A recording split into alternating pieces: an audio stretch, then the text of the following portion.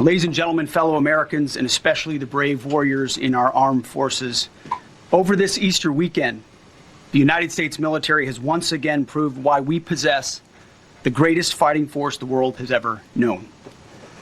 In two extraordinary combat search and rescue operations deep inside enemy territory in Iran, our warriors executed missions of breathtaking skill, courage, and precision. When our warriors are unleashed, as this president has allowed them to be, they are unstoppable. When American airmen were down behind enemy lines, our forces and our president did not hesitate. Special operators supported by elite aircrews and intelligence professionals moved swiftly and decisively into treacherous mountain terrain under the constant threat of Iranian forces closing in. Ultimately, it was an impotent Iranian threat. And today, as the CIA director mentioned, Iran's military, and we know this, is embarrassed and humiliated, and they should be.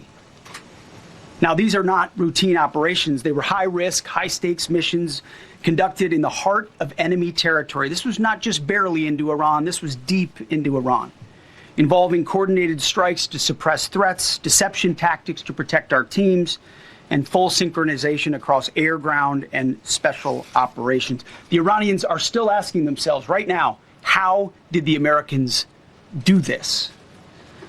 One downed airman evaded capture for more than a day, scaling rugged ridges while hunted by the enemy. When he was finally able to activate his emergency transponder, his first message was simple, and it was powerful. He sent a message: God is good. In that moment of isolation and danger, his faith and fighting spirit shone through. You see, shot down on a Friday, Good Friday, hidden in a cave, a crevice, all of Saturday, and rescued on Sunday. Flown out of Iran as the sun was rising on Easter Sunday. A pilot reborn, all home and accounted for, a nation rejoicing. God is good.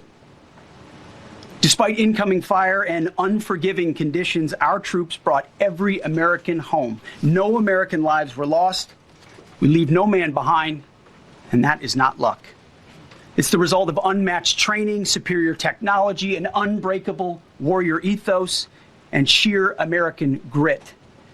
Our special operators, pilots, and support crews performed with near perfection under fire, and they were lethal.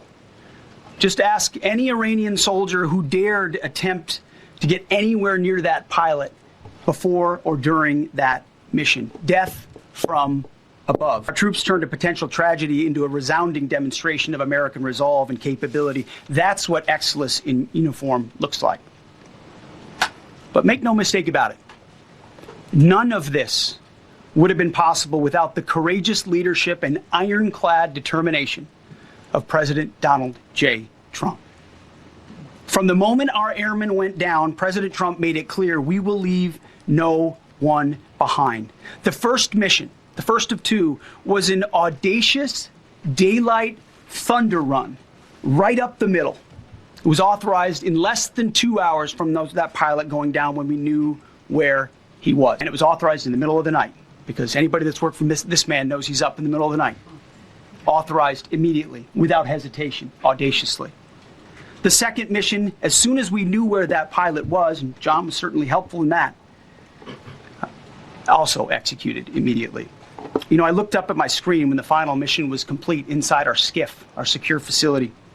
And we have a running VTC, a running coordination cell. And the top of it read 45 hours and 56 minutes. For 45 hours and 56 minutes, we held that call open for coordination. From the moment our pilots went down, our mission was unblinking. The call never dropped, the meeting never stopped, the planning never ceased.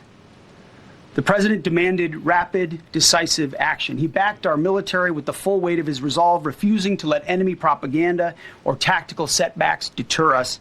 His leadership ensured that every lethal and non-lethal resource was brought to bear, that our forces had the authorities and the support they needed to succeed. When the president says he has the backs of our warfighters, he means it. And it means a great deal, and it's a big difference on the battlefield.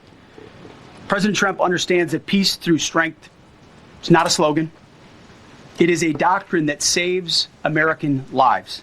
His unwavering commitment to rebuilding our military and restoring the warrior spirit has paid dividends in missions just like this one. Under his command, America projects power with confidence and brings our people home with victory. And that continues today, by the way. Per the president's direction, today will be the largest volume of strikes since day one of this operation. Tomorrow, even more than today. And then Iran has a choice. Choose wisely, because this president does not play around. You can ask Soleimani, you can ask Maduro, you can ask Khomeini. To those heroes who planned and executed these rescues, your nation stands in awe. I stand in awe. The chairman stands in awe. We all stand in awe of your professionalism and bravery. We serve for you. You embody the very best of America. To the rescued airmen and their families, welcome home. Your courage and endurance, the quiet declaration of faith amid the storm, inspires us all. God is good every day.